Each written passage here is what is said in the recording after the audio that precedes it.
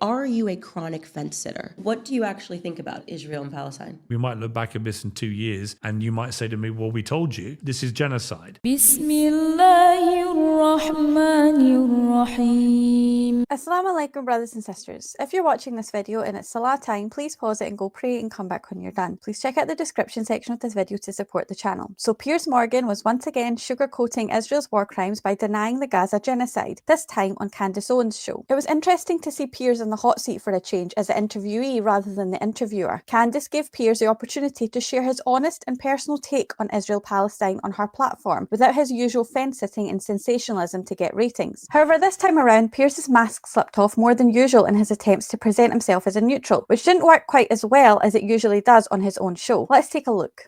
If you go back to the start of the Israel and Palestine conflict in, say, 48, and you can go back a lot further, but say you go back to 48, you could construct a very good argument for both sides. I think the critique that people would have of you is they don't really know what you believe. Like, are you a chronic fence sitter? Do you actually believe anything? What do you actually think about Israel and Palestine? Removing your journalistic hat, which I know that you have been very even on that. A human level, I'll tell you what I think. I think that October the 7th is one of the worst things I've ever seen. I think the retribution, as I call it, by Israel has now gone way beyond what is acceptable. I take issue with people that want to frame it as genocide purely from a technical point of view, that actually the definition of genocide would mean that, you know, if Israel had killed 1 million people, I could accept the argument this is a bona fide genocide. It's more complex for me as a journalist when I look at this and compare it to other genocides, and I compare it to other wars, that if you take the central argument of Israel, which is put aside everything that happened before, if you take the October the 7th and the scale of it, with 250 people being kidnapped, including babies and Holocaust survivors, with 3,000 people coming over the border, attacking indiscriminately people, killing 1,200 and wounding nearly 7,000 more. If you take the scale of what happened, Hamas knew what Israel was going to do by way of response. Hamas indisputably have buried themselves into civilian areas quite deliberately for self-protective reasons. And Israel has been, I don't think they've been anything but indiscriminate, actually, in a lot of their attacks on these areas, particularly on the refugee camps. I think it's completely unconscionable, some of the stuff they've done there. And I think that it's gone on way too long and it has to stop. And I think I always ask people throughout the debates, what is a proportionate response? I didn't have the answer. I didn't know what is the correct proportionate response to the scale of October the 7th. And that's before you factor in the background and the history and what people see as the occupation of the Palestinians and the appalling plight of 2 million Palestinians in Gaza for so long. It doesn't factor in that. It's just, Hamas do this, what is the proportionate response that's acceptable? I think Israel's gone way beyond what is acceptable. However, I understand their argument that they are responding to, as they see it, a heinous terror attack, and they have vowed to get rid of the Hamas terrorists who did this, and that the only way to do that is to do it the way they're doing it. And I understand that that is their argument, and I understand that that to me is different to a country waging a wholesale genocide of a people.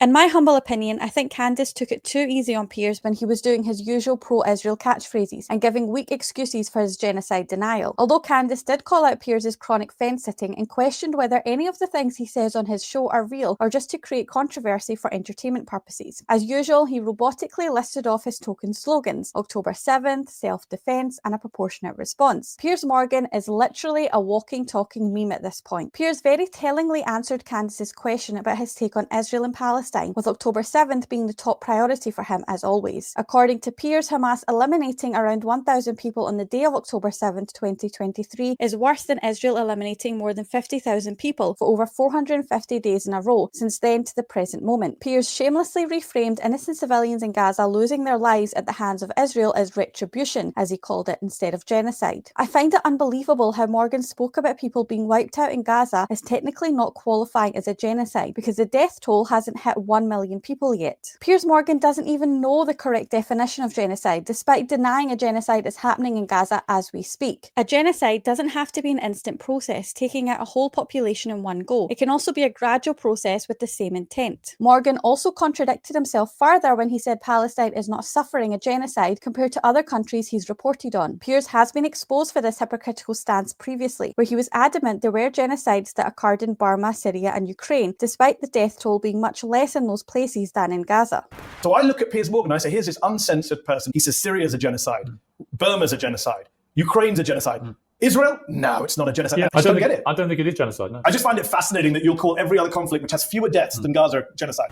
Piers also listed off the atrocities of October 7th to Candace, without mentioning the fact that 50 times more people have been eliminated by Israel than by Hamas, around 70% of which are women and children. He also failed to mention over 100,000 people in Gaza have been injured on top of that. He also didn't mention that currently Israel is holding over 10,000 Palestinian hostages in their prisons, many of whom have been raped and killed. But to be completely fair to Piers, he did call out Israel for bombing Gaza indiscriminately and for targeting refugee camps, and he did say he wants the violence to stop and that Israel has gone too far. But in the same breath, he said he understands why Israel is doing what they are doing, calling Hamas an extremist group, talking as if the IDF are not also extremists, despite them wiping out tens of thousands of more people. We have seen countless videos of IDF soldiers committing war crimes online that they themselves have posted, where they are bragging about the people they harm as well as mocking them. In fact, we've been seeing new footage of the people that the IDF kill on a daily basis for over 15 months now, while Piers is still holding on to the same old sob story of October 7th as if it is worse. I'm not saying that to undermine any Israelis that did lose their lives on that day, but to put things into perspective, the Israeli military is killing Palestinians at an average rate of 250 people per day, which exceeds the daily death toll of any other major conflict of recent times. But for Piers, it seems it's only extremism when the brown Middle Eastern Muslim guys do it, even if the death toll is significantly much lower. Morgan painted the Gaza genocide as some sort of even war, which it most definitely isn't. This could not be more evident than when Piers spoke about how October 7th needs to be looked at as a standalone event. And when he did mention the history since 1948 and beyond, he had the audacity to say a good case could be made for both sides. No, Piers, there is no excuse that can be made for European colonisers that steal Arab land and wipe out the indigenous population with the help of the West. So in answer to Candace's question, Piers is still fence-sitting as usual, but it's clear that deep down he favours Israel. Let's look at the next clip.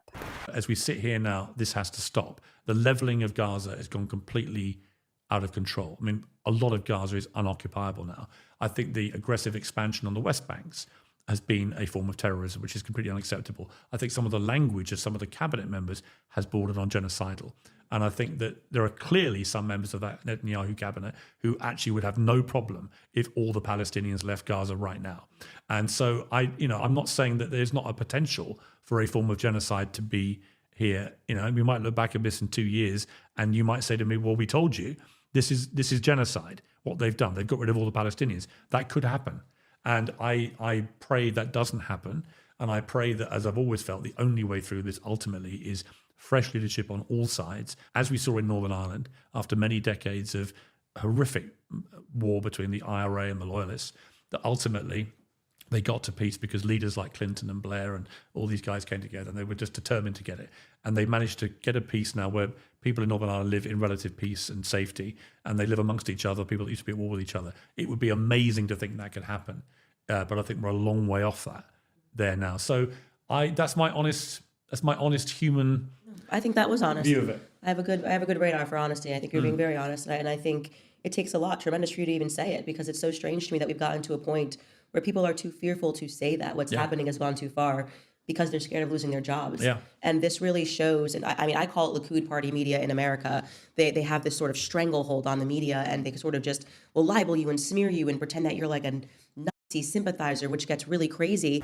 Again, I give Piers credit for wanting Israel's aggression in Palestine to end, and for acknowledging that Israel's expansion of territory in the West Bank is terrorism. I don't understand how Piers can on one hand admit that Netanyahu's cabinet have genocidal intent and that their end goal is to wipe out the population of Gaza, yet on the other hand he denies it's a genocide. The Israeli government wants to carry out an ethnic cleansing operation in order to steal more land, so that they can build more illegal settlements to achieve their goal of Greater Israel in the Middle East. It doesn't get much more genocidal than that, Piers. This just makes Morgan look like more of a walking, talking contradiction than he already is. He even admitted to Candace that there is a potential for a genocide occurring, and that she might turn around in a couple of years and tell him, "I told you so." Once more, I will reiterate, genocide does not have to be an instant action. Israel are committing a genocide in an incremental fashion because they need to use propaganda to justify their continued horrific war crimes. They also need to rely on funding and weapons to come through from the West, hence why this sustained stage-by-stage process of genocide. And as far as Piers mentioning Ireland in the context of how Bill Clinton and Tony Blair supposedly are responsible for bringing peace to Ireland, I think the people of Ireland would strongly disagree. I guess Piers is just going to conveniently brush over the fact that both Clinton and Blair are also war criminals that were involved with killing millions of Muslims in Iraq and Bosnia when they were in office. But let's talk about Ireland, minus the shady politicians. Israel just closed down the Irish embassy in their country because of Ireland's criticism of Israel's war crimes against the Palestinians. And it's not just Ireland that hold this position. Many countries around the world also condemn Israel and have gone as far as cutting diplomatic ties with them for their continued aggression in Gaza. Once again, I think Candace took it too easy on Piers, especially due to her pro-Palestinian stance. But if you view the interview as a whole to get context, you'll see that it wasn't designed to be a political debate about just Israel-Palestine. It was more of a casual conversation about a range of topics. Candace did give Piers credit for at least calling out Israel in some capacity, despite the media backlash that comes with it, which she herself has been on the receiving end of more than most people. In conclusion, Piers Morgan denying Israel carrying out a genocide to me confirms that he can't be trusted. If Piers isn't just another one of Israel's media mouthpieces carrying out their bidding, it's just as bad that he's an independent voice that is downplaying the scale of Israel's oppression as if they are justified in doing what they are doing. Thank you for watching. Make sure to join my free Telegram group via the link in the description, where we as Muslims can speak freely and without censorship about issues like this. And remember to like, subscribe and become a channel member for access to exclusive content. Until next time, inshallah, Jazakallah khair. Allahu Akbar, Allahu